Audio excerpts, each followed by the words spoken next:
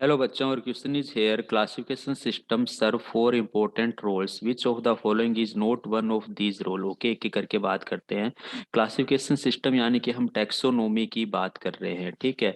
तो इसके क्या क्या यूजेस हैं उसको देखते हैं। To help us remember characteristics of a large number of different things. Yes, particular अगर हमारे माइंड में एविज क्लास आती है तो एविज क्लास के अंदर बहुत सारे ऑर्गेनिजम्स हैं, लेकिन कुछ करेक्टरिस्टिक्स हमें देखने को मिलते हैं कि इनके अंदर हमें कि ये कैसे होते हैं, एरियल होते हैं, ये हमारे पास में यूरियोटेलिक होते हैं। तो पर्टिकुलर कोई क्लास आते ही हमारे माइंड के अंदर क्या आ जाता है।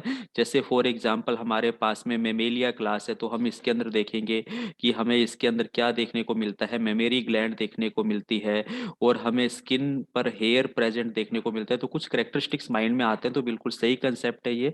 To help us identify the said traits such as hair, mammary glands and constant high body temperature in mammals. Yes, ये शेयरिंग करेक्टर भी हमें देखने को मिलते हैं। जैसे एविज एंड मेमेलिया की अगर बात कर ली तो इनके अंदर शेयरिंग करेक्टर हमें क्या देखने को मिलता है, बॉडी टेम्परेचर मेंटेन की एबिलिटी देखने को मिलती है। तो ये भी स्टेटमेंट बिल्कुल सही जाता है, ठीक है।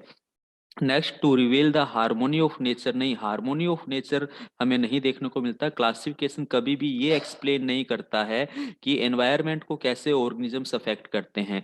यानी कि क्लासिफिकेशंस के अंदर जो हमारे ऑर्गेनिजम्स है या प्लांट है, इनका इंटरेक्शन एनवायरनमेंट के साथ में है, लेकिन एनवायरनमेंट के साथ में इनका जो इंटरेक्शन है वो हम इकोलॉजी के अंदर क्या करते हैं, स्टडी करते हैं, क्लासिफिकेशन में नहीं करते। इसलिए ये स्टेटमेंट हमारा क्या है, गलत हो रहा है।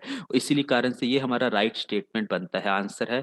To provide stable unique unequivocal name of the organisms and to help the reconstruct evolutionary pathway. या यानी कि सीधे सीधे शब्दों में कहें, ये एवोल्यूशनरी रिलेशनशिप के बेस पर भी हमें क्या देता है, स्टडी करके बताता है कि कौन कौन से ऑर्गेनिजम्स का इंसेस्टर सेम रहा है। तो ये भी इंफॉर्मेशन हमें देता है। तो अल्टीमेटली ऑप्शन जो सी है वो हमारा यहाँ पे राइट आंसर है, जो कि इनकरेक्ट आंसर है। Thank you.